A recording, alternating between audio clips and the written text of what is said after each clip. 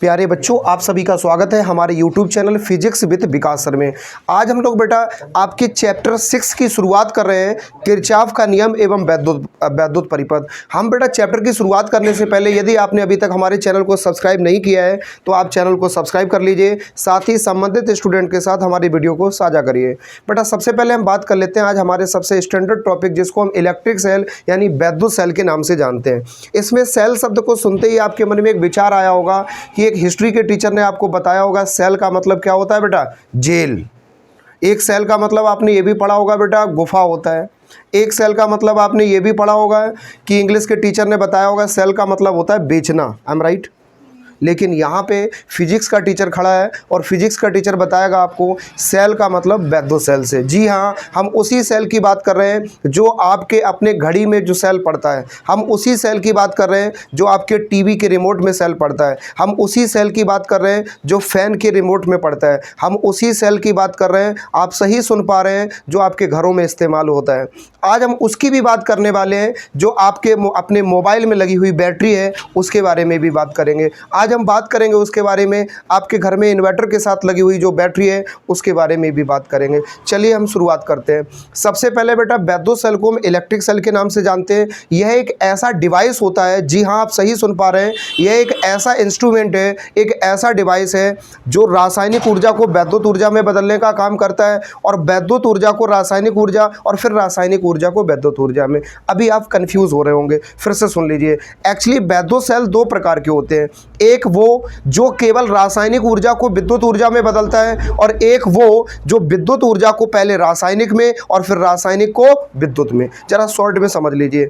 ऐसे सेल जैसे आपके घड़ी में पड़ने वाला सेल, आपके टीवी के रिमोट में पड़ने वाला सेल, आपके फैन के रिमोट में, बेटा शटर बंद कर दो, फैन के रिमोट में पड़ने वाला सेल, इन विभिन्न प्रकार के ऐसे सेल जो केवल एक बार उपयोग किए जा सकते हैं। शटर बंद कर दो, एक बार इनका उपयोग किया जा सकता है। ऐसे सेल बेटा सारे के सारे हमारे वो सेल की श्रेणी में आते हैं। इन सभी सेलों को हम दोबारा से चार्ज नहीं कर सकते। ये बेटा सेल ऐसे सेल हैं जो दोबारा कभी चार्ज नहीं किए जा सकते। इनको हम एक प्राइमरी सेल की श्रेणी में डाल सकते हैं। अच्छा, दूसरा कुछ चीज़ें ऐसी हैं जिनको हम, जो सेल चार्ज किए जा सकते हैं, जिन्हें पुनः हम चार्ज कर सकें, उसको बेटा हम क्या कह सकते हैं, उसको हम सेकेंडरी सेल कह सकते हैं। अर्थात वो चार्ज हो सकते हैं, उन्हें दोबारा उपयोग में लाया जा सकता है। पहले सरल भाषा में मतलब समझ लो, वो शटर बंद करने के चक्कर में कन्फ्यूज़न हो गया। सीधी सी बात यह है कि जो रासायनिक ऊर्जा को विद्युत ऊर्जा में बदलते हैं उनको हम प्राथमिक सेल कहते हैं। घड़ी के सेल, टीवी के रिमोट के सेल, ये सारे सेल बेटा ऐसे सेल हैं जिन्हें एक बार यूज कर सकते हैं और डिस्चार्ज होने के बाद दोबारा यूज नहीं हो सकते। और इसमें भरा क्या होता है बेटा, केमिकल, कोई ना कोई कार्बनिक पदार्थ भरा हुआ होता है। अभी एक्सपेरिमेंट वीडियो जल्दी आएगा, आप देख लीजिएगा। इसके बाद बेटा अगर ऋषभ, इसके बाद अगर हम मुद्दे की बात करें कि एक दूसरे सेल कैसे हैं जो दोबारा चार्ज हो सकते हैं, आपके मोबाइल की बैटरी में पड़ा हुआ सेल। जी हाँ, आपके घर में इन्वर्टर के साथ लगी हुई वो बैटरी, ऐसी सारी चीज़ें जिन्हें हम चार्ज करके दोबारा उपयोग कर लेते हैं, वो बेटा हमारे ऐसे सेल होते हैं जो पहले बिजली वाली वैद्युत ऊर्जा को रासायनिक में और रासायनिक के बाद किस में बदलते हैं, विद्युत में। जब लाइट है और इन्वर्टर के द्वारा बैटरी में करंट जा रहा है तो ये वैद्युत ऊर्जा रासायनिक में बदलती है, और जब लाइट चली जाती है तो रासायनिक से फिर वैद्युत में बदल जाती है। यही मोबाइल के साथ होता है। मोबाइल जब आपका चार्ज नहीं होता है तो उस समय मोबाइल को चार्जिंग में लगाते हैं, उस समय जब बिजली होती है तो वैद्युत ऊर्जा हमारी रासायनिक ऊर्जा में बदलती है, और जब बिजली चली जाती है, आई मीन हम जब उससे कट हटा लेते हैं, स्विच को हटा लेते हैं, उसके बाद में हमारी जो बैटरी भी चार्ज हो जाती है मोबाइल की, रासायनिक ऊर्जा फिर वैद्युत ऊर्जा में बदल जाती है। चलो बेटा, हम लोग बोर्ड पे सारी चीज़ों को मैंने डिटेल से मेंशन कर दिया है। अब हम लोग सारी बातों को डिटेल में समझ लेते हैं। वैद्युत ऊर्जा एक ऐसी युक्ति है, एक ऐसा डिवाइस है जो वैद्युत ऊर्जा को रासायनिक ऊर्जा में और रासायनिक ऊर्जा को विद्युत ऊर्जा में बदलता है। वैद्युत सेल की बेटा एक फंक्शनल वर्क इस प्रकार का है कि इसमें धातु की दो प्लेटें होती हैं जिसको हम इलेक्ट्रोड के नाम से जानते हैं, और इनको बेटा यदि एक लिक्विड में डुबाया जाए, लिक्विड में डुबाने पर क्या होगा, लिक्विड में डुबाने पर एक प्लेट पर प्लस चार्ज आ जाएगा और दूसरी प्लेट पर कैसा चार्ज आ जाएगा, माइनस चार्ज आ जाएगा।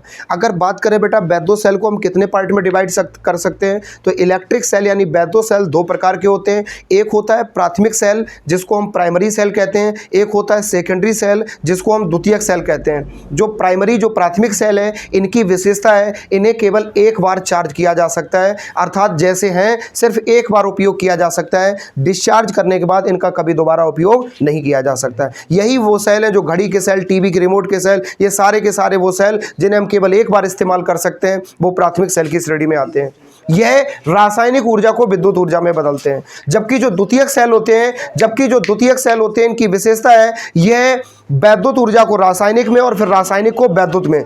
इन्वर्टर की बैटरी, बहुत सारे सेल्स भी ऐसे हैं, जब मेरे पास अभी एग्जांपल के तौर पे तो हम ही खड़े हैं, कोई सेल नहीं ऐसा है, लेकिन सरल भाषा में समझ लो, द्वितीयक सेल एक ऐसा सेल है, जी हाँ आप सही सुन पा रहे हैं, द्वितीयक सेल एक ऐसा सेल है जो दोबारा चार्ज किया जा सकता है और इसे कई बार चार्ज करके हम फिर उपयोग में ला सकते हैं। और यह वैद्युत ऊर्जा को पहले रासायनिक में और रासायनिक को विद्युत में बदलता है। लेकिन बेटा अगर हम दूसरी बात करें आपकी जानकारी के लिए, तो यहाँ पे एक कॉन्सेप्ट और होती है कि बैटरी सुन रहे हो, बैटरी क्या है, तो जानकारी के लिए बता देना चाहते हैं।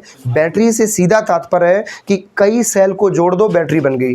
जैसे ये मार्कर है, इसको अगर थोड़ी देर हम सेल माने, इसके पास में एक और बेटा हमने, ये लो पहले डस्टर हटा दें, ये एक हमने मार्कर ले लिया, ये हमने दूसरा मार्कर ले लिया, इसको अगर सेल माने और इसको भी सेल माने तो ये अभी एक सेल है, और दो सेल अगर पास पास में ला दिए गए तो ये क्या बन गई, बैटरी। कम से कम दो सेल और अधिक कितने भी हो एक बैटरी का निर्माण कर देते हैं। एक से अधिक सेल की सहायता से बैटरी बनाई जा सकती है। उम्मीद करते हैं बेटा कॉन्सेप्ट आपको क्लियर हुई होगी, और इसी प्रकार से आप आगे की और चैप्टर की कॉन्सेप्ट देखने के लिए हमारे चैनल से कंटिन्यू जुड़े रहें। चैनल को सब्सक्राइब करें और वीडियो को लाइक करने के साथ अपने सगे संबंधियों के साथ वीडियो को साझा करें, और 12th के स्टूडेंट्स को अधिक से अधिक वीडियो के बारे में बताएं।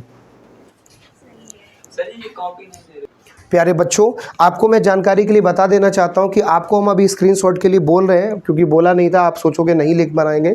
आप स्क्रीनशॉट ले लीजिए और इसको लिख लीजिएगा, आपकी बेहतर के लिए हम इसको पहले से लिख के रेडी कर देते हैं। Just note down.